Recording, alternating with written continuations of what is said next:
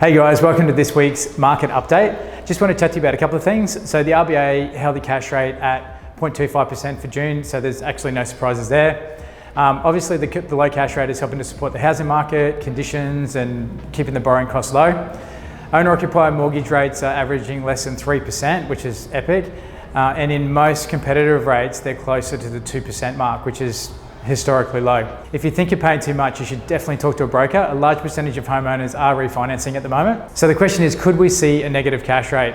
The RBA stated it would not raise the cash rate until progress had been made towards full employment and inflation was back to 2 to 3%. Just want to chat briefly about buyer activity that's rising steeply at the moment. The realestate.com released some insights that the weekly demand index has shown that there's a significant jump in high intent buyer activity on the realestate.com.au website and the app obviously that tracks activity over that time.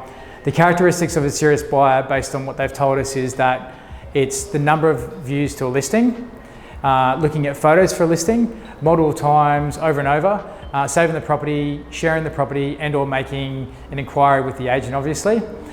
Since the recent low related to COVID-19, serious buyer activity has more than doubled in most states and territories. Queensland has recorded a 117.1% increase, which is huge. One of the likely drivers for such high volumes of serious buyer activity is the fact that there are so few properties listed for sale at the moment. With less stock, serious buyers have had to narrow their focus much more and are more likely to be more highly engaged with the listings that are actually on the site currently. I hope this has helped and we'll talk soon.